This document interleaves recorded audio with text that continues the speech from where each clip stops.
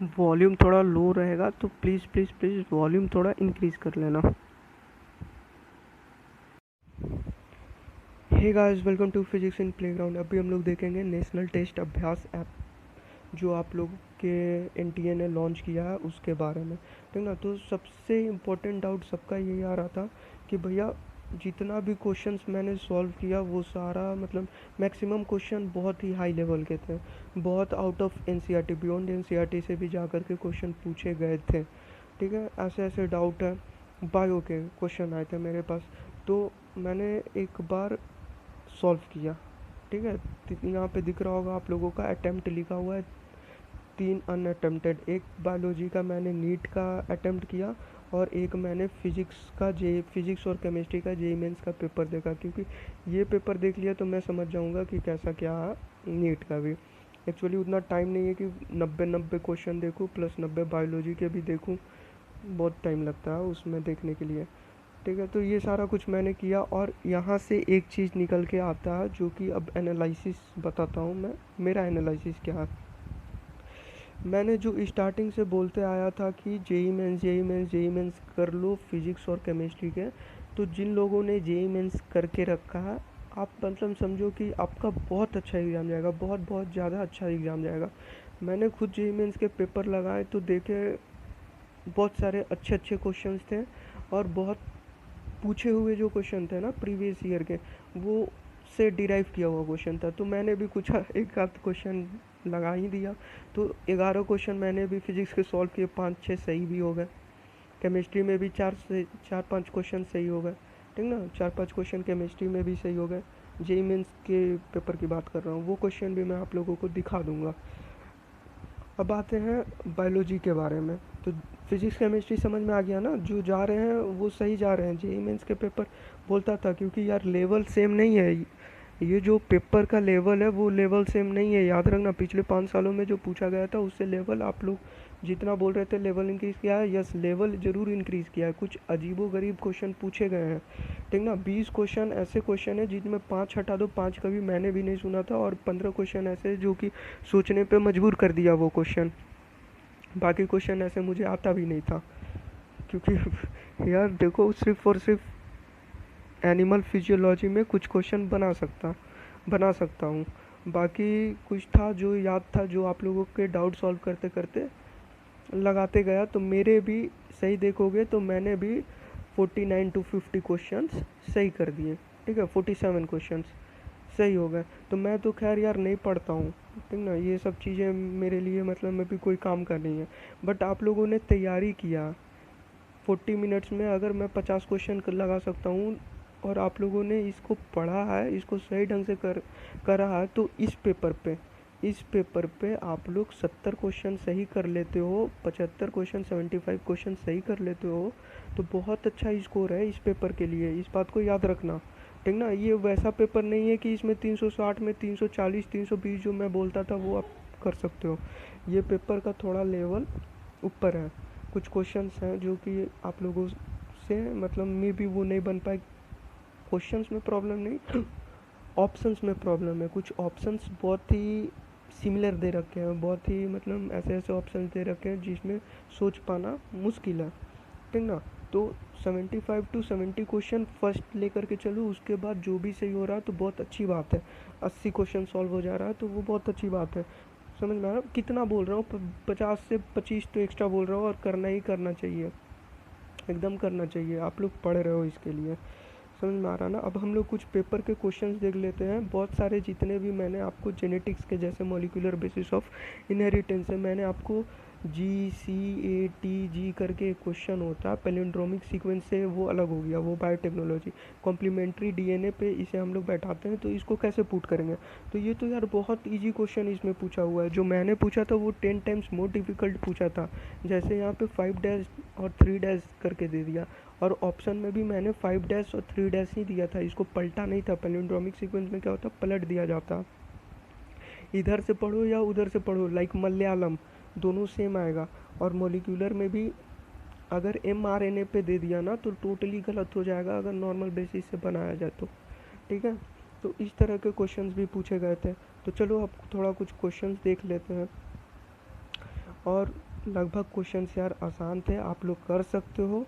मेरे नोट्स, जिन लोगों ने नोट्स को बार बार बोलता हूँ करने, नोट्स कर लो तो सारे क्वेश्चन आप लोग का सही हो जाएगा। अब देखो यहाँ पे क्वेश्चन बोटनी, यार माफ़ करना मुझसे, मतलब अभी कैसे करूँगा, अभी मेरा कुछ और ही चलता, ठीक ना।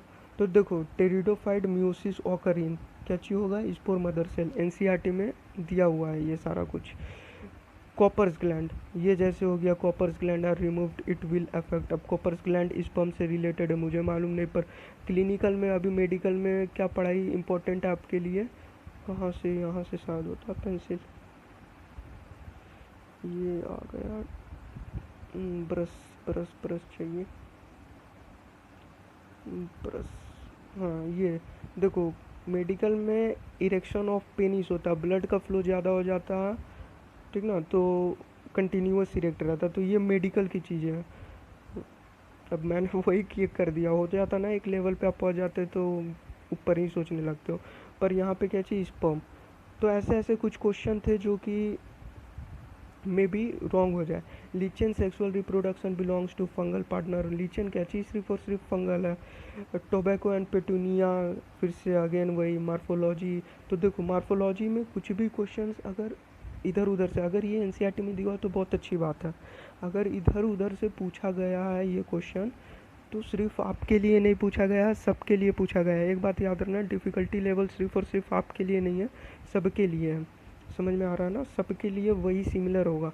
तो अब ऐसा नहीं, अब क्या हो रहा है, अब बहुत स्टूडेंट बोल रहे हैं कि ऑप्शन डी इसका सही आंसर दिया हुआ है, पर बाकी जो ऑप्शन है उसको एनसीईआरटी में नहीं दिया हुआ है, तो क्या होगा। तो यार ऐसा थोड़ी ना होता है कि एनसीईआरटी में नहीं दिया हो तो आप लोग ऑप्शन ही चेंज कर दोगे, ऐसा नहीं होता, ठीक ना। समझ में आ रहा है। तो डरो मत, एग्ज़ाम से एकदम मत डरो, बहुत अच्छे क्वेश्चन है, अगर ये सारा कुछ दिया हुआ है आप लोग पढ़े हो तो सारा कुछ हो जाएगा। ये जो है सोलेनेसी एनसीईआरटी का चीज़ है, फिर बीएससी भी एनसीईआरटी का है, तो सारा कुछ एनसीईआरटी में आप लोगों का दिया हो। 2015 में ये पूछा हुआ है जो मैंने लगाया, योर आंसर 2015 में निकाल के देख लेना, उसमें भी पूछा हुआ है, तो एक आध क्वेश्चन आता ही आता है। Molecular nitrogen as a nutrient for growth, rhizobium, site of ADA production in the body, lymphocytes. तो ये सारे क्वेश्चन यार बहुत आसान क्वेश्चन है, मैंने सही कर दिया मीन्स बहुत आसान क्वेश्चन है। ये सब क्वेश्चन अगर मैं सही करके आ रहा हूँ तो बहुत आसान क्वेश्चन है, इसे लड्डू ही लो, ठीक ना। हाँ देखो टेस्ट ट्यूब बेबी, अब यार ये सब क्वेश्चन क्या, ये सब लड्डू है, यही तो मैं बोल रहा हूँ कि बहुत सारे लड्डू क्वेश्चन भी पूछे गए। टेस्ट ट्यूब बेबी अब बचपन से हम लोग पढ़ते आ रहे हैं, क्लास 8 क्लास 9 या क्लास 10 में पढ़ाया जाता है ये सारा कुछ। तो टेस्ट ट्यूब में क्या होता है, ओवम फर्टिलाइजेशन टेस्ट ट्यूब में हो जाता है, बाकी सारा कुछ यूटेरस में डाल दिया जाता है, ठीक है। New crop date is source high performance lubricants, again ये क्वेश्चन आ गया, ये आप लोगों का नहीं दिया हुआ होगा, मे बी अगर एनसीईआरटी में दिया हो, देखता हूँ मैं, अभी एनसीईआरटी देखा नहीं, पूरा टोटली नहीं देखा, अगर एनसीईआरटी में दिया हो तो अच्छी बात है, पर ऐसे ऐसे कुछ क्वेश्चन है, इसलिए मैंने बोला कि 70 से 75 क्वेश्चन अगर सही कर लेते हो तो आपका समझो कि बहुत ही अच्छी बात है, ठीक ना। इन सीटू कंजर्वेशन, अब ये सब तो लड्डू क्वेश्चन ही बोलूँगा मैं, बार बार पूछते जा रहे हैं। पीसीआर 2019 या 18 में भी पूछा गया था, अभी भी पूछा गया है इसमें, ठीक है। कोलर सेल्स 2017 में पूछा गया है, जा कर के देख लेना 2017 का पेपर, तो वहाँ पे थोड़ा घुमा के पूछा गया और यहाँ पे पलट दिया गया, साथ में भी सेम ही क्वेश्चन है, ठीक ना। तो कोलर सेल ये भी प्रीवियस है। Which one of the following statement is correct regarding blood pressure, तो ये तो लड्डू क्वेश्चन है, खैर आप लोगों का नहीं मालूम आप लोग कैसे लिए होंगे, पर लड्डू ही है। अब 120/80 आप लोग एनसीईआरटी में पढ़ते हो, एनसीईआरटी में क्या पढ़ते हो, 120/80। अभी कोरोना वायरस का केस चल रहा है, तो अभी दिल्ली में क्वारंटाइन हो रहा था, तो क्वारंटाइन में 14-15 दिन थे सारे, तो उनका टेस्ट होता था, पल्स रेट और बीपी का रेगुलर मेजर होता था, ठीक ना। बीपी अगर बढ़ जाता था तो थोड़ा सोचना होता था, पल्स रेट बढ़ जाता था तो थोड़ा उनके लिए अलग से मेडिसिन होता था, जिनका एज होता है उनका देखना पड़ता है बीपी। तो बीपी आप लोग एनसीईआरटी में 120/80 पढ़ते हो, पर एक्चुअली 140 140/90 रहे ना, तो ये समझते हैं हम लोग नॉर्मल, मेडिकल में 140/90 नॉर्मल होता है ये सब, सारा कुछ सीख जाओगे आगे चल करके, ठीक ना। पर एनसीईआरटी के तहत 120/80 दिया हुआ, तो इस ऑप्शन को अगर एनसीईआरटी भी आप लोग पढ़े हो तो इस ऑप्शन को अगर देखोगे तो इसमें क्या आपको सही लग रहा है? 130/90 रिक्वायर्स ट्रीटमेंट, गलत है, हाई तो है ही नहीं। 100/55 consider an ideal blood pressure, नहीं। 120/80 बताया मैंने। 105/50 mmHg max one very active, एकदम नहीं। 190/110, 190, ठीक ना, ये बहुत ज़्यादा हो गया। 190/110 HG में, हाँ, vital organs like brain and kidney, समझ में आ गया। तो इसी तरह से है सारे question. The science of rearing, feeding care, animal husbandry, both cleavage and cell differentiation, ये जैसे कॉन्सेप्चुअल क्वेश्चन हो गए, ये बार बार बोलते हैं वो। जितना एक तो पूरा का पूरा चैप्टर का बता दिया हूँ क्या क्या इंपॉर्टेंट है, क्या क्या आपसे पूछा जा सकता है।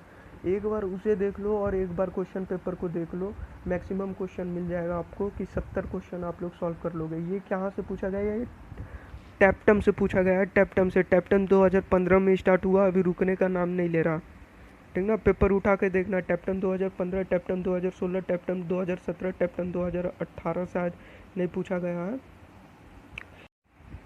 और टैप्टम टैप्टम को मैंने बताया भी था कि ये इम्पोर्टेंट है, एक बार जा करके वो देख लेना। जितना मैंने इम्पोर्टेंट बताया वो देख लेना, क्या क्या इम्पोर्टेंट है, एक बार उसे कर लेना, क्वेश्चंस को कर लेना, समझ में आ जाएगा आप लोगों को। अब जैसे पी दिया हुआ है तो पी है हम लोगों का आउटर लेयर एपिडर्मिस, क्यू है उसके बाद एंडोथेशियम के बाद मिडिल लेयर के बाद माइक्रोस्कोपिक मदर सेल आता है, ठीक ना। तो वही है ऑप्शन यहाँ पे। फिर आप लोगों का cell wall consist, lignin, hemicellulose, pectin, फिर से ये देखो कॉन्सेप्चुअल क्वेश्चन मैंने एक भी गलत नहीं किया। अब ये नहीं, मैं अपना कुछ नहीं बता रहा हूँ, मेरे सिर्फ 47, 49, 50 क्वेश्चन सही हुए, ठीक ना। समझ में आ रहा ना, तो वो मत सोचना, कुछ अलग जज मत करने लगना। बस इतना बता रहा हूँ कि कॉन्सेप्ट पे फोकस करो। अगर कॉन्सेप्ट समझोगे तो वो कभी नहीं भूलोगे, समझोगे तो वो कभी नहीं भूलोगे, अगर रटोगे तो वो भूल जाओगे यार, सिंपल सी बात है। और रटने वाला क्वेश्चन नहीं बन रहा तो डोंट वरी, कोई मतलब ही नहीं रखता, ठीक ना, कोई मतलब नहीं रखता, वो सिर्फ आपसे नहीं बहुत किसी से नहीं बनेगा अगर रटने वाला क्वेश्चन होगा वैसे तो, ठीक है। तो ये क्वेश्चन हो गया, ये भी कॉन्सेप्चुअल क्वेश्चन है, आप लोगों का इजीली सॉल्व हो जाएगा। Birth rate and death rates were equal, zero population growth rate would result stable population normal see eutrophication. अब देखो मेरा यहाँ पे यूट्रोफिकेशन गलत है यहाँ पे साफ साफ।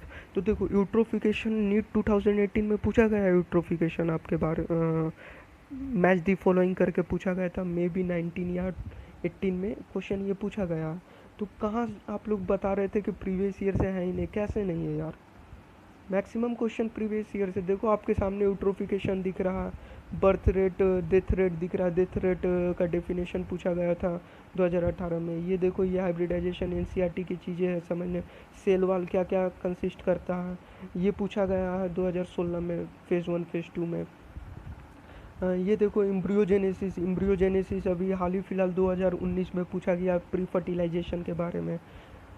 ब्रीडिंग, एनिमल हस्बेंड्री से 2017-16 में क्वेश्चन पूछा जा रहा है। ये तो बहुत ही छोटा क्वेश्चन, वहाँ तो क्रॉसिंग पूछा गया था कि कौन सा क्रॉस है, ठीक ना। यहाँ फिर देखो ब्लड प्रेशर बीपी के बारे में पूछा गया है। कोलर सेल के बारे में 2017 का पेपर है ये। चूज दी ऑप्शन क्या चाहिए, पीसीआर 2018 या 2019 में पूछा गया है, एकदम 2 कॉपी क्वेश्चन पूछा गया। इन सितु कंजर्वेशन 2016 से स्टार्ट हुआ है जो कि अभी चलते ही आ रहा है, ठीक ना। ये देखो ये जैसे क्वेश्चन मैं बोल रहा हूँ एक आध क्वेश्चन आ जाएंगे, मे भी एनसीईआरटी में दिया होगा, दिया हो तो ही अच्छा है, ठीक है, नहीं दिया होगा तो ठीक है। टेस्ट ट्यूब बेबी देख लो, टेस्ट ट्यूब बेबी भी वही है। बैसिलस थ्यूरिजेनेसिस भी दिया हुआ आप लोगों का, लिम्फोसाइट एडीए भी दिया हुआ है, राइजोबियम भी पूछा गया है, सोलेनेसी ब्रेसिया ये भी पूछा गया है। मेरा गलती सही मत देखना, जो सही है वो सही है, जो गलत है वो गलत है, पर कोशिश करो खुद का मतलब एनसीईआरटी का वो बताना चाहता हूँ, ठीक ना। तो ये भी दिया हुआ है एनसीईआरटी में, ये भी पढ़ना है एक बार अच्छे से। लीचेंस के बारे में भी एनसीईआरटी में दिया हुआ, मेरे नोट्स में भी दिया हुआ, ये क्वेश्चन आ गया, ये एनसीईआरटी में नहीं दिया हुआ, ठीक है। कॉपर्स ग्लैंड शायद एनसीईआरटी में, बार्थोलिन ग्लैंड दिया हुआ मैंने पढ़ा है, बार्थोलिन ग्लैंड के बारे में मालूम है, मे बी कॉपर ग्लैंड अगर दिया होगा तो अच्छी बात है। एनसीईआरटी से जितने क्वेश्चन आए होंगे मैक्सिमम से मैक्सिमम उतना अच्छा है, ठीक ना। पर इस पेपर में शायद नहीं है। टेरिडोफाइट देखो, टेरिडोफाइट भी एनसीईआरटी का क्वेश्चन है, समझ में आ रहा है? ठीक है, तो इतने सारे क्वेश्चंस हो गए हम लोग, बहुत सारे, उतना टाइम नहीं है, नहीं तो बहुत सारा क्वेश्चन आप लोगों को मैं दिखाता। ये देखो ये सारे क्वेश्चन, जैसे कि अब यहाँ पे देख लो कुछ रॉन्ग आंसर मैं दिखाता हूँ जो मेरे गलत हुए। यूट्रोफिकेशन हो गया, which type of ovary Liliaceae, देखो लिलिएसी एनसीईआरटी में है कि नहीं, ये तो डायरेक्ट मिल जाएगा एनसीईआरटी में आप लोगों को। सोमा क्लोनल वेरिएशन ये छोड़ दो, ये बन गया। अनफर्टिलाइज्ड हनी बीज ड्रोन्स कैसे आते हैं, अनफर्टिलाइज्ड एग से आते हैं, इसका पूरा मैं आपको समझा दूंगा, पर खैर एनसीईआरटी में सारा कुछ दिया हुआ है। एक्टिव ट्रांसपोर्ट क्या होता है, एटीपी है, ठीक है। एटीपी मतलब क्या, एनर्जी, एनर्जी होता है एटीपी, डायरेक्ट याद रखना। और एक्टिव ट्रांसपोर्ट क्या होता है, जहाँ पे एनर्जी लगे उसको बोलेंगे एक्टिव ट्रांसपोर्ट है, जहाँ पे एनर्जी ना लगे उसको क्या बोलेंगे, पैसिव ट्रांसपोर्ट, ठीक ना। ये भी एनसीईआरटी में, the kind of epithelium which forms the inner wall of blood vessels, squamous epithelium. और ये 2016 में पूछा गया है क्वेश्चन, फेज़ वन खोल लेना 2016 का, देख लेना, वहाँ पे आपको मिल जाएगा ऐसा क्वेश्चन, ठीक ना। इंसेक्टिवायरस प्लांट मोनोट्रोपा, ये शायद एनसीईआरटी में नहीं है, पर शायद दिया हुआ होगा। ये जो एनिमल हस्बेंड्री है उसके लास्ट पेज में पढ़ना, उस चैप्टर का लास्ट पेज, या उसके बाद एक और चैप्टर है उस चैप्टर के लास्ट पेज में पढ़ना, वहाँ मिल जाएगा। Pregnancy begins with implantation of blastocyst, again NCERT. Application of biotechnology, conventional hybridisation, NCERT. Diaphragms are contraceptive devices used by females, again NCERT are. They are introduced into the uterus, they are placed to cover the cervical region, example physical barrier, they act as spermicidal 2 and 3, ठीक है। मतलब they are placed to cover the cervical region, they are an example of physical barrier. ABA is dormancy, NCERT. Calcitonin NCERT में नहीं है, तो देखो ये भी एनसीईआरटी में, आप लोग एनसीईआरटी कम मत समझो, ये भी एनसीईआरटी में है।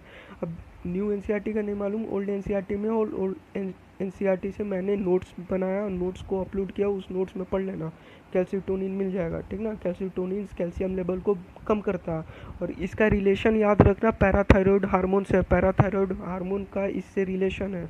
ओल्ड एनसीईआरटी में बहुत अच्छे तरीक़ा से समझा है कि पैराथायरॉयड हार्मोन और कैल्सीटोनिन कैसे रिलेट करते हैं।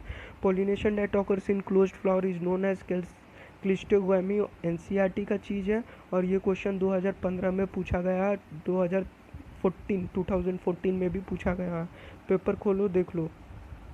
Following statement regarding coenzyme and prosthetic group of enzyme both can be extracted from enzyme by dialysis, ठीक है। नार्कोटिक, ये क्वेश्चन मेरा गलत हुआ तो थोड़ा मतलब दुख लगा, जैसे आप लोगों को लगता है सारा करके, पर इस क्वेश्चन पे ये मुझसे सही होना चाहिए था, पर खैर कोई नहीं, होता है तो होता है, कोई बात नहीं। तो एम्फेटामीन, ठीक है, एम्फेटामीन ये है, तो ये खैर ये क्वेश्चन बोल सकते कि क्वेश्चन है ये, ठीक ना, ये क्वेश्चन अच्छा था। क्लेमाइडोमोनास, क्लोरोप्लास्ट क्लेमाइडोमोनास का कैसा होता है, ये भी अच्छा क्वेश्चन है, बहुत ही अच्छा क्वेश्चन है। अब जो डीपली पढ़े होंगे तो ईजिली बना लेंगे, बाकी ये अच्छा क्वेश्चन बोल सकते हैं। Viral infection is usually absent in apical meristem, तो एपिकल मेरिस्टेम क्या होता है समझने का, टिश्यू कल्चर अगर पढ़े होगे ना तो आप लोगों को एपिकल मेरिस्टेम समझ में आएगा। और ये क्वेश्चन 2015 में एपिकल मेरिस्टेम के बारे में पूछा गया है, रिलेटेड टू टिश्यू कल्चर, एक बार जा करके देखो, मे बी शायद सेम क्वेश्चन होगा। Viral infection is usually absent, same question होगा, एक बार जाकर 2015 फेज़ 1, 2015 में भी 2 पेपर हुआ था, तो फेज़ 1 फेज़ 2 देख लेना।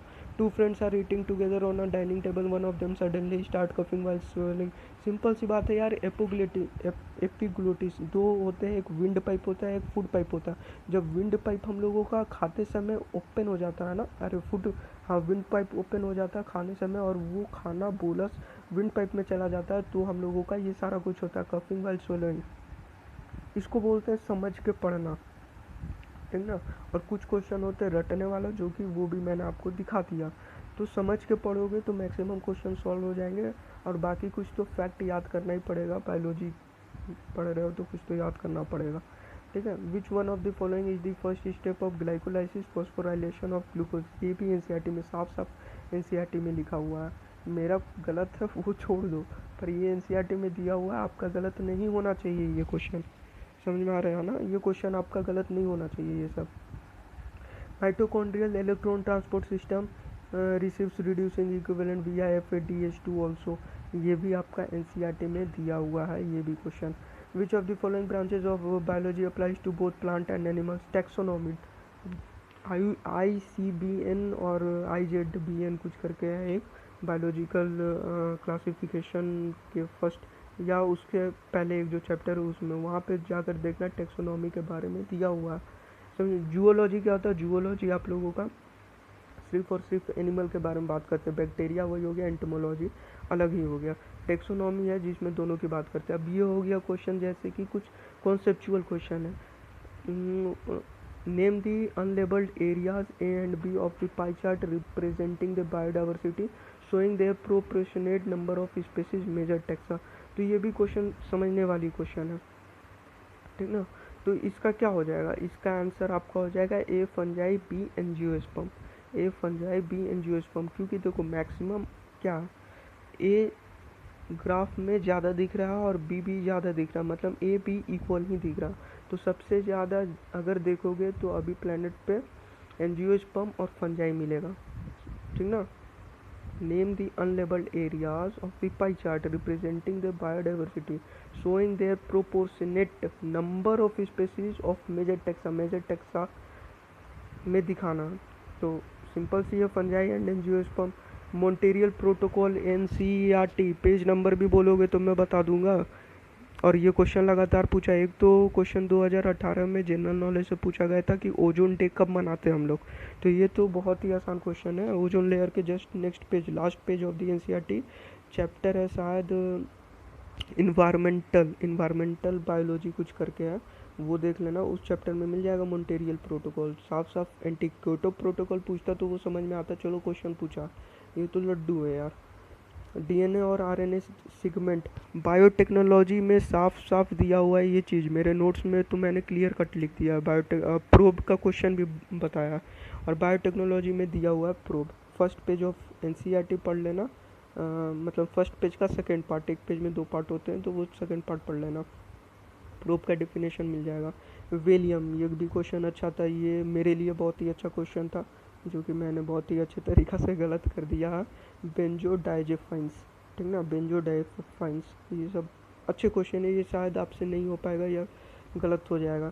अब यहाँ पे फिर अगेन कॉन्सेप्चुअल क्वेश्चन है। If a colour blind man marries a woman who is homozygous for normal colour vision the probability of their son being colour blind 0%। यार देखो इसको समझा ही देता हूँ।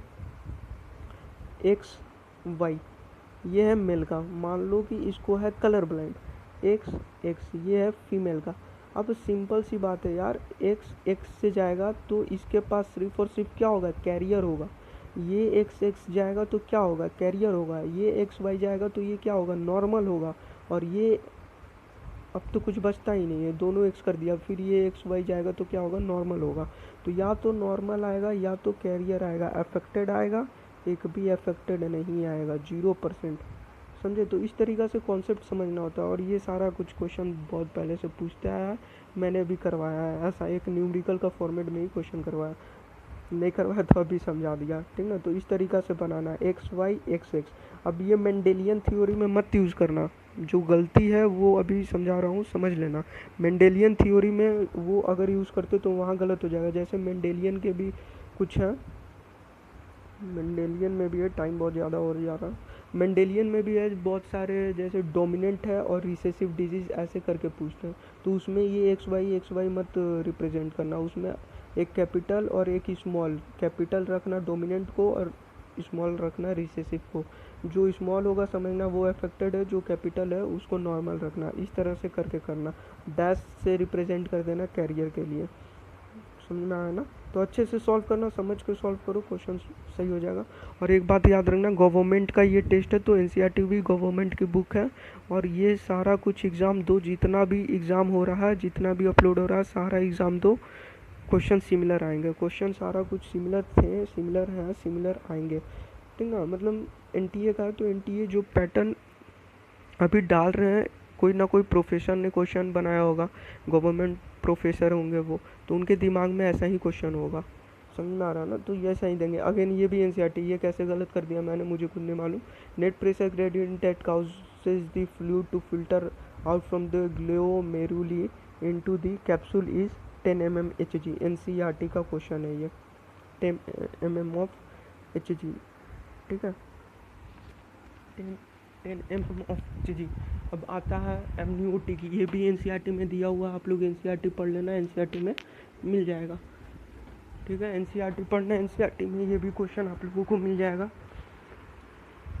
अब नेक्स्ट क्वेश्चन देखते हैं हम लोग, ये कौन सा क्वेश्चन में मिलेगा, एक्सक्रीशन वाला क्वेश्चन में चले जाना, एक्सक्रीशन वाले क्वेश्चन में आप लोगों को ये मिल जाएगा एमनियोटिक वाला। और बात रहा वो 10 mm Hg, वो आप लोग पेज नंबर मैं आपको बता देता हूँ, पेज नंबर वो आप लोग देख लेना, urine formation page number 293, page number 293 एक बार पढ़ लेना, साफ साफ दिया हुआ है 100, यहाँ पे क्या है 10 mm ऑफ Hg,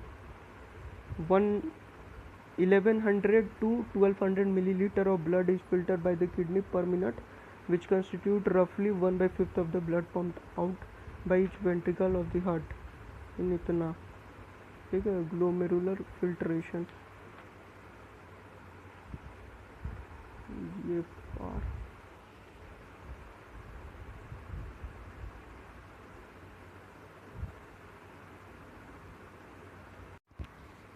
अब ये क्वेश्चन देखो, ये बहुत ही अच्छा क्वेश्चन है। अब ऐसा नहीं कि मेरा रॉन्ग हो गया तो अच्छा क्वेश्चन है, सच में अच्छा क्वेश्चन है, ये एनसीईआरटी में आपको नहीं मिलेगा, ये डीपली थोड़ा जा करके पढ़ना पड़ेगा। ग्लोमेरुली का फिल्ट्रेशन रेट का प्रेशर क्या चाहिए होता है, ठीक ना, तो वो 30/110 मतलब पूरा का पूरा देखना होता है ना, क्लिनिकल में जाओगे तो आप लोगों को टोटली देखना पड़ता। तो इसमें क्या एक्सप्लेनेशन दिया वो एक बार पढ़ लेना, मैं भी एक बार देख लूँगा क्या है। The net pressure gradient net causes the fluid to filter out from the glomerulus को फिल्टर करने का 10 mm ऑफ Hg, मेरे नोट्स में पक्का मिल जाएगा ये क्वेश्चन, ठीक ना, ये पॉइंट मिल जाएगा नोट्स में। एक बार और मैं कोशिश करूँगा कि और कुछ अपडेट करूँ नोट्स को और फिर से अपलोड करूँ। अगेन ये क्वेश्चन है फाइंड द इनकरेक्ट पेयर, ये क्वेश्चन भी एनसीईआरटी से है। First page of human physiology chapter बता देता हूँ, एनिमल फिजियोलॉजी चैप्टर बता देता हूँ आप लोगों का, एक्सक्रीशन, एक्सक्रीशन का पढ़ लेना पहला चैप्टर, पहला पेज। अब सिंपल भी है, बर्ड्स का क्या चाहिए, देखो बर्ड्स में जो एक्सक्रीशन होता है ना वो सॉलिड फॉर्म में होता है, लिक्विड फॉर्म में कुछ होता ही नहीं है। Humans liquid and solid form में वेल जितने भी पानी में रहते हैं मैक्सिमम एमोनोटेलिक होते हैं, ठीक है। अब आता है when environmental condition are favourable, इसे समझो, इसे समझा ही देता हूँ आप लोगों को। बोल रहे थे कि ऐसा है वैसा है, कुछ वैसा ऐसा नहीं है, 15 से 20 को वैसा पेपर नहीं है। हाँ ठीक है, आपकी एक करेक्ट बात है कि पिछले जैसा पेपर नहीं है, तो सही भी है यार, थोड़ा सा कंपटीशन बढ़ेगा, इसे सोचो ना, कट ऑफ थोड़ा डिक्रीज जाएगा, कट ऑफ डिक्रीज जाएगा तो मज़ा आएगा, सिलेक्शन बढ़ेगा। खैर आते हैं क्वेश्चन पे, फेवरेबल सिलेक्शन बोला तो चलो सिलेक्शन से समझते हैं। नीट के आप पेपर देने हैं सबको, अब समझो कि 14 लाख स्टूडेंट है, ठीक है, ये हम जीरो नहीं लिख पाऊँगा, 14 लाख स्टूडेंट है, 14 लाख स्टूडेंट को नीट का एग्ज़ाम देना है और कंडीशन आपका फेवरेबल बोल रहा है, मतलब समझ लो कि 14 लाख स्टूडेंट है और सीट कम से कम समझो सीट 15 लाख है, ठीक है, सीट 15 लाख है। इंडिया में टोटल मेडिकल के सीट 15 लाख है और 14 लाख स्टूडेंट एग्ज़ाम दे रहे हैं, तो ये क्या हुआ, ये नॉर्मल सी बात है कि सबको मिल जाएगा सीट, कोई कंपटीशन है इसमें, कोई कंपटीशन नहीं है, जीरो कंपटीशन है। तो हम लोग क्या बोलेंगे कि कंडीशन समझ लो कि फेवर में आपके, ठीक है, कंडीशन समझ लो फेवर में, जीरो कंपटीशन, 15 लाख सीट है, 14 लाख स्टूडेंट है, आप लोगों को ईजिली मिल जा रहा। तो इस तरह के जो पॉपुलेशन ग्रोथ होते हैं, तो इस तरह के पॉपुलेशन ग्रोथ को हम लोग एक्सपोनेंशियल ग्रोथ बोलते हैं। एक्सपोनेंशियल ग्रोथ में क्या चीज़ होता है कि जो रिसोर्सेज हैं, समझो जो रिसोर्सेज हैं वो रिसोर्सेज हम लोगों के पास अनलिमिटेड है, ठीक है, रिसोर्सेज अनलिमिटेड है, तो उसमें कोई कंपटीशन नहीं। तो एक बार जो हम लोगों का ग्रोथ होगा वो ग्रोथ एक्सपोनेंशियली चलते जाएगा। अब दूसरा जो होता है कर्व वो होता है हम लोगों का लॉजिस्टिक ग्रोथ, दो ही तरह के कर्व है, एक हम लोगों का एक्सपोनेंशियल, एक लॉजिस्टिक। लॉजिस्टिक में क्या है, जो कि हम लोगों का रियलिटी है, जो डार्विनियन थ्योरी से भी बोला जाता है कि जो ज़्यादा फिट होगा वो ज़्यादा सर्वाइव करेगा।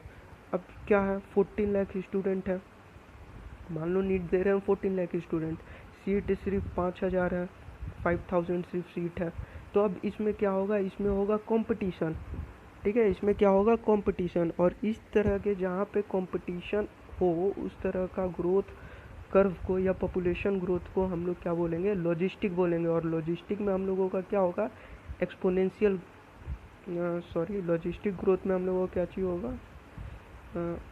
कर्व कैसा हो जाएगा, ये हो गया एक कर्व हम लोग लॉजिस्टिक, एक्सपोनेंशियल में ग्रोथ कुछ ऐसा आ जाएगा, थोड़ा सा इंक्रीज करेगा फिर एक लेवल पे आकर के नॉर्मल हो जाएगा, ठीक ना।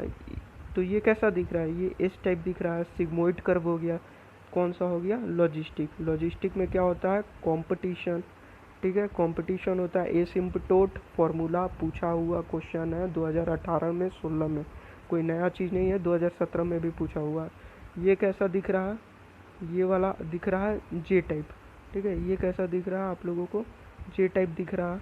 तो फेवरेबल कंडीशन क्या हो गया, option number B, J shaped. J shaped किसका, एक्सपोनेंशियल ग्रोथ। तो इस तरीक़ा से समझो चीज़ों को, ठीक है। अब हम लोग देखते हैं नेक्स्ट क्वेश्चन। नेक्स्ट क्वेश्चन आप लोगों का है,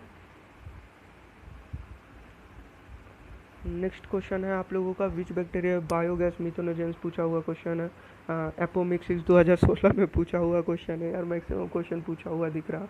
हाँ, इम्बिबिशन और गटेशन एनसीईआरटी में साफ साफ दिया हुआ है ये चीज़।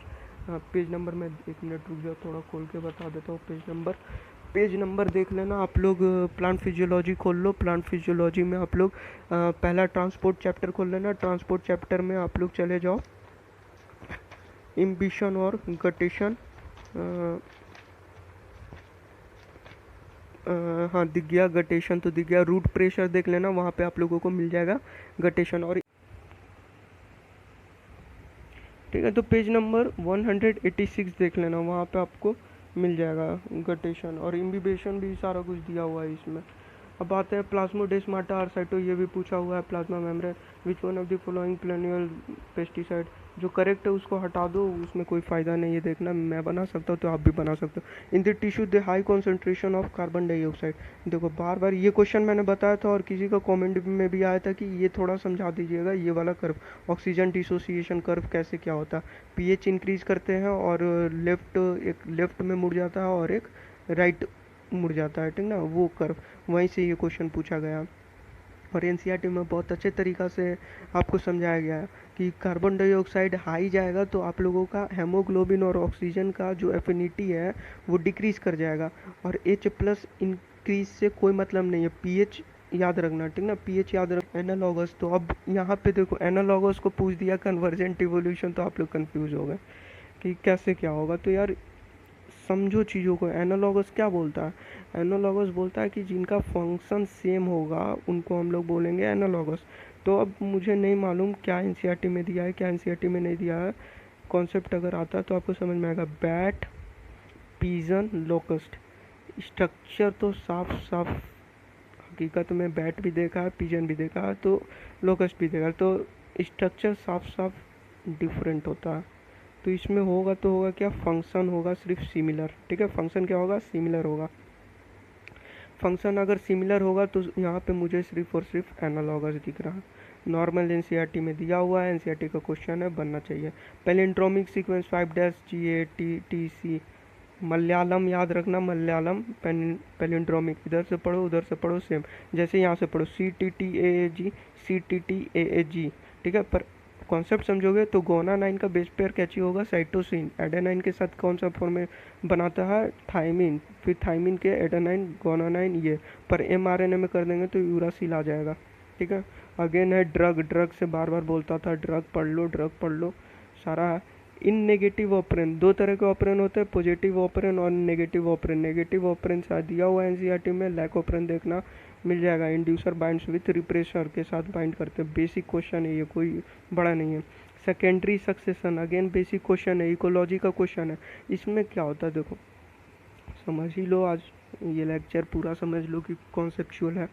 तो इसमें क्या होता है, इसमें प्राइमरी सक्सेशन, समझो कि पहाड़ है, ये माउंटेन है, यहाँ पे कभी कुछ था ही नहीं, एक एरिया है जहाँ पे कभी कुछ नहीं था, कभी भी कुछ नहीं था। तो वहाँ पे कैसे फॉर्मेशन होगा किसी भी पॉपुलेशन का, या कैसे किसी, क्या बोलते हैं ना कि किसी समझ लो यहाँ पे विलेज का फॉर्मेशन करना है, तो वो कैसे होगा, कैसे स्टार्ट होगा, कैसे वहाँ पे धीरे धीरे पेड़ पौधे आएंगे, तब तो ह्यूमन भी जाएंगे। सबसे पहला क्या है, पेड़ पौधे आने चाहिए। तो वो कैसे आएंगे, तो वो जो है जहाँ पे कुछ भी नहीं है वहाँ पे ग्रोथ करता है, तो उसे हम लोग बोलते हैं प्राइमरी सक्सेशन। ठीक है, समझ में आ रहा है, जो कि bare rock, newly created pond, ये सारा कुछ। और जहाँ पे हम लोगों का मान लो कि अभी कोरोना वायरस आया है, हटाओ ये सही एग्जांपल नहीं है, अभी समझ लो कि हाँ फ्लड अभी आया है झारखंड और वेस्ट बंगाल में, साइक्लोन आया है। तो समझ लो कि कहीं पे आपका फ्लड आ गया, कहीं पे साइक्लोन आ गया, कुछ से कुछ आ गया और वहाँ का पूरा आबादी समाप्त कर दिया। ठीक है ना, पूरा का पूरा समाप्त हो गया, पूरा सपाट कर दिया। अब वहाँ पे जो ग्रोथ होगा उस ग्रोथ को हम लोग बोलेंगे सेकेंडरी सक्सेशन। ठीक है, तो वो किससे, बॉन्ड और कट फॉरेस्ट। एनसीईआरटी में साफ साफ ये लाइन लिखा हुआ है, कोई मैं अपने से नहीं बता रहा हूँ, एनसीईआरटी में लिखा हुआ है ये, lands that have been flooded. ठीक है, ये क्वेश्चन हो गया। अब क्वेश्चन इनोमिनेट आप लोगों का किससे रिलेटेड है, पार्ट ऑफ स्केलेटन। शायद आपसे ये क्वेश्चन ना बने, कोई बात नहीं, ठीक ना, कोई बात नहीं, नहीं बनता है, नहीं बनता। कुछ ऐसे क्वेश्चन है बार बार मैं बोल रहा हूँ जो कि थोड़ा है। Cut pieces of bryophyllum leave when put into wet soil produce new plants, vegetative propagation, one most important function of botanical garden. Botanical garden का इम्पोर्टेंट ये भी है एनसीईआरटी में, they allow ex to conservation of germplasm. ठीक ना, जम plasm समझते हो ना क्या होता है, सीड्स को रखे जाते हैं, ओवम को रखे जाते हैं बना करके, आगे चल करके रिसर्च होता है उसके ऊपर। Apomixis is a type of, ये सारा कुछ दिखा दिया। तो मिला जुला करके आपके पास इतने सारे बायोलॉजी के क्वेश्चन आते हैं, तो आप कर सकते हो। अब यार अब नहीं आएगा ना कॉन्फिडेंस, तो अब इससे ज़्यादा नहीं कर सकता हूँ, आधा घंटा से ज़्यादा मैंने एक लेक्चर पे दिया आपको, और अब आ जाना चाहिए कॉन्फिडेंस। अब आते हैं कुछ फिजिक्स केमिस्ट्री के क्वेश्चंस देख लेते हैं। यहाँ पे देख लो, ये सारे आपके क्वेश्चंस हैं जेई मेंस के। केमिस्ट्री के, the number of green house gases in the following. अब इसमें तो चार बायोलॉजी वाले ऐसे पकड़ लेंगे, क्लोरोफ्लोरोकार्बन, CH4 N2O CO2 60%, एक है 20%, एक है 6%, और एक है, एक का परसेंटेज नहीं मालूम है, 12% के लगभग परसेंटेज है। ठीक ना, और एक और होगा इसमें, how many of the following optically inactive, देख लेना मैंने बताया है। ऑप्टिकली एक्टिव और ऑप्टिकली इनएक्टिव कोऑर्डिनेशन कंपाउंड के चैप्टर में मैंने सारा कुछ बताया कैसे क्या होता। करेक्ट IUPAC नेम, लड्डू है ये question. Method of zone refining, ये भी मैंने आप लोगों को बताया जोन रिफाइनिंग का मेथड क्या होता। हाइड्रोबोरेशन, ऑक्सीडेशन, ये ऑर्गेनिक रिलेटेड क्वेश्चन है। ठीक है, तो ऑर्गेनिक में जाना देखना कहाँ पे हाइड्रोबोरेशन ऑक्सीडेशन रिएक्शन है, H2O2 और NaOH का रिएक्शन है, किस चैप्टर में मिलेगा, अल्कीन, अल्कीन वाला में देख लेना, मिल जाएगा आप लोगों को। स्पिन ओनली, लड्डू है लड्डू, ये 2010, 2011, 2012, 2018, 2018 का कोऑर्डिनेशन कंपाउंड पेपर देखना। Magnetic moment, match of the following करके पूछा गया है, यहाँ तो बहुत ही आसान है। 2.84 किसका मैग्नेटिक मोमेंट होगा, तो डी ऑर्बिटल में इलेक्ट्रॉन लगाओ, number of unpaired electron put करो इनके जगह, फॉर्मूला पुट करो, नॉर्मली सॉल्व हो गया। The standard reduction potential, calculate the reduction potential, case P दिया है, पीएच दिया हुआ है, और ई नोट दिया हुआ है, E naught equal to 0.34, reduction potential निकाल दो। न्यूक्लियोफिलिक एडिशन रिएक्शन कौन सा है, अगेन क्वेश्चन है आप लोगों का। एनिजोल का रिएक्शन बताया है, एसिटिक एसिड का डिकार्बोक्सिलेशन भी बताया, एसिटल्डिहाइड। मतलब जेई मेंस का पेपर इसलिए सॉल्व करता हूँ, 4 चैप्टर मिला करके एक क्वेश्चन बनाते हैं, ये 5 से 4 चैप्टर्स को कंबाइन किए और एक क्वेश्चन फॉर्म किए हैं। ठीक है, how many unit cells, solid state question, ये भी आसान है। ये भी आसान क्वेश्चन है, जेई मेंस, जेई एडवांस 2016 में पूछा गया है ये क्वेश्चन। ठीक है, अब ये क्वेश्चन है डी ऑर्बिटल्स का। तो डी ऑर्बिटल में मैग्नेटिक मोमेंट पूछा है, तो मैग्नेटिक मोमेंट इतना तो मालूम है फॉर्मूला, अगर x 5 होगा तभी 5.92 होगा, सिंपल सी बात है। बाकी क्या answer I don't know, correct answer. अब आते हैं, referring to the following reaction, the missing product ABCD, missing product इसमें लिखना था। तो ऐसे सारे क्वेश्चन दिए हुए हैं। अब यहाँ पे फिजिक्स है, ये भी मैंने करवाया ऑप्टिक्स में कि मूवमेंट होता है तो कैसे हम लोग इमेज का निकालेंगे। ठीक ना, बहुत अच्छा क्वेश्चन है ये क्वेश्चन सॉल्व करना। ये क्वेश्चन ये बता देता हूँ, सब्जेक्टिव नहीं है, ऑब्जेक्टिव क्वेश्चन है सारे। कुछ क्वेश्चन सब्जेक्टिव है, कुछ क्वेश्चन ऑब्जेक्टिव भी है। 5 क्वेश्चन ऑब्जेक्टिव आते हैं, 20 क्वेश्चन सिर्फ अरे 5 सब्जेक्टिव आते हैं, 20 क्वेश्चन सिर्फ ऑब्जेक्टिव आते हैं। टोटल 25 क्वेश्चन होते हैं। तो ऐसा होता है जेईई मेंस का लेवल, ठीक ना। तो ये सारे ऑब्जेक्टिव सब्जेक्टिव है ये सारे, तो इसे सॉल्व कर लेना। फिर से ये 2017 में पूछा हुआ था, ये भी नॉर्मल है। टॉर्क पढ़ लेना एक बार, इलेक्ट्रोस्टैटिक्स का torque. Organ pipe, again organ pipe भी आपको बताया, ऑर्गन पाइप से क्वेश्चन है ये। An organ pipe at one end is vibrating first overtone, overtone देख लो ऑर्गन पाइप में, ठीक है। ये क्वेश्चन भी करवाया हुआ है, ये करवाया हुआ क्वेश्चन ये बताता हूँ मैं कहाँ मिल जाएगा। जो मैंने पेपर आप लोगों को दिया 20-20 क्वेश्चन करके पर चैप्टर, उसका न्यूमेरिकल एक बार सॉल्व करो, इस तरह के मिल जाएंगे। और एक बात याद रखना, नीट के लिए एक बात याद रखना, पोटेंशियोमीटर, वोल्ट मीटर और मीटर ब्रिज, ये 3 पढ़ लेना। एक क्वेश्चन पूछेंगे मस्ट है, एक क्वेश्चन आएगा यहाँ से, पोटेंशियोमीटर, वोल्ट मीटर और meter bridge. Middle point S1 and S2 wave optics से ये question. Calculate the reflective, formula लगाओ बन जाएगा। अगेन ये भी वेब ऑप्टिक्स, हाँ वेब ऑप्टिक्स से है ये भी। कहीं पे कुछ बोल रहा है कि स्लिट रख देंगे, the distance between the slit and the line perpendicular, इसमें बोल रहा है मिडिल पॉइंट है, सेम क्वेश्चन है वो। After a liquid is poured vessel in it was found, calculate the reflective index. कर क्या रहा, हाँ स्लिट रख रहा, monochromatic light source is kept at S इतना centimetre, limit figure along side, इसमें स्लिट रख रहा है कहीं, ठीक है। सोलेनोइड से क्वेश्चन है ये, आपको 2017 में इसी तरह का क्वेश्चन पूछा गया है। कब पूछा गया है, 2017 में, तो वो पेपर देख लेना 2017 का। ये क्वेश्चन आप लोगों का मैकेनिक्स से है। Particle mass M is driven by a machine that deliver constant power. Formula बोलता हूँ कि फार्मूला आपको आना चाहिए, विदाउट फार्मूला आप यहाँ पे सोचते रह जाओगे कि फोर्स का पावर के साथ क्या रिलेशन है। विदाउट फोर्स पावर का रिलेशन जाने बिना नहीं बने आपका, ठीक है। फोर्स और पावर का रिलेशन आपको आना ज़रूरी है।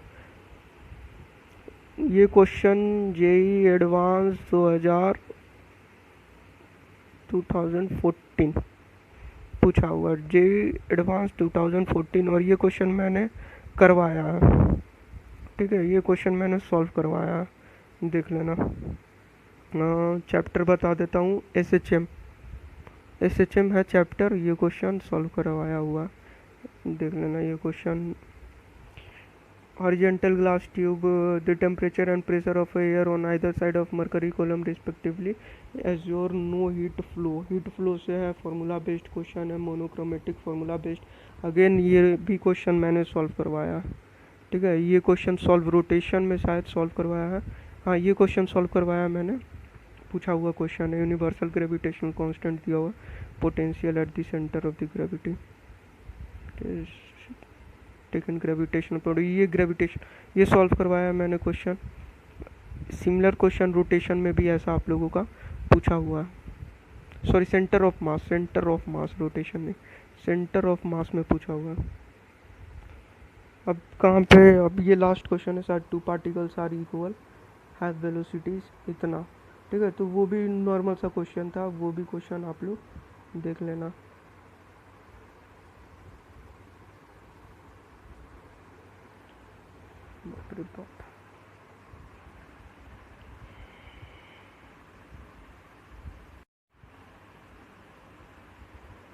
सो टोटल ये आता है कि आप लोग कर सकते हो, ठीक ना। ये तो मैं कभी नहीं बोलूँगा कि नहीं होगा ये वो, आप लोग कर सकते हो बस। और मैं कोशिश करूँगा कि अब जो एक्स्ट्रा क्वेश्चन पूछे जा रहे हैं वो भी मैं डालूँ। एनिमल फिजियोलॉजी आपका गलत नहीं होने दूंगा, जैसे 30 mm ऑफ एजी है, 10 mm ऑफ एजी, कुछ ऐसे क्वेश्चन जो पूछे जा रहे हैं वो क्वेश्चन गलत नहीं होंगे आपको फाइनल एग्ज़ाम में, ये याद रखना। अभी 56 डेज हमारे हाथ में है, और अच्छी बात है कि हम लोगों को मालूम चल गया है कि कैसे क्या होगा, ठीक ना। हम लोग पेपर भी देख लिए कितना लेवल तक जा सकते हैं, तो यहाँ से डीमोटिवेट नहीं होना है, यहाँ से और अच्छा पढ़ाई करना है और अच्छे तरीक़ा से सॉल्व करना है। और मैं बता रहा हूँ, आप कर सकते हो यार, ठीक ना, इतना कर सकते हो ऐसे पेपर में। अब जैसा ये पेपर है वैसा ही सारे पेपर्स होंगे, ऐसा लेके चल रहा हूँ, तो इतना आप लोग कर सकते हो, ठीक है। सो अब बहुत ज़्यादा हो गया, आधा घंटा से ऊपर। Thanks and best of luck for your exam. छोड़ देना एग्ज़ाम को। जेई मेंस के भी कुछ पेपर सॉल्व कर लो, सॉल्यूशन तो है ही, तो एक बार जेई मेंस के भी सॉल्व कर लो। एनसीईआरटी मत छोड़ना पढ़ना, एनसीईआरटी भी पढ़ते रहो। कुछ डीपली चीज़ें भी पढ़नी पड़ेगी, वो भी मैं आपको बता दूंगा क्या क्या करना है, क्या क्या नहीं करना, ठीक है। ह्यूमन फिजियोलॉजी फिर से नोट्स बनाऊंगा, जो एक्स्ट्रा चीज़ें डालना है वो फिर से मैं डालूंगा, पर गलत नहीं होने दूंगा आपका। स्टार्टिंग से बोला था साथ में चले हैं, तो साथ में मतलब एंड तक चलेंगे, ठीक है, पर गलत नहीं होने दूंगा। मैक्सिमम कोशिश करूँगा। क्लास 12 का और क्लास 11 का बोटनी का उतना नहीं कर पाऊँगा, कुछ कुछ जैसे मार्फोलॉजी हो गए फ्लावरिंग प्लांट्स के, तो प्लांट फिजियोलॉजी हो गए, तो कुछ कुछ चैप्टर्स आप लोग को खुद से करना होगा। बाकी जितने भी चैप्टर्स मैं करा सकता हूँ, जेनेटिक्स हो गए क्लास 12 समझ लो, ऑलमोस्ट सारे टॉपिक्स हो गए सारे, पूरा क्लास 12 क्लास 11 में प्लांट फिजियोलॉजी, प्लस जितने प्लांट है वो प्लांट छोड़ दो, एनिमल फिजियोलॉजी सेल हो गए जो, वो सारा कुछ मैं आपको करवा दूंगा, ठीक है। So thanks and best of luck for your exam. मिलते हैं नेक्स्ट लेक्चर में।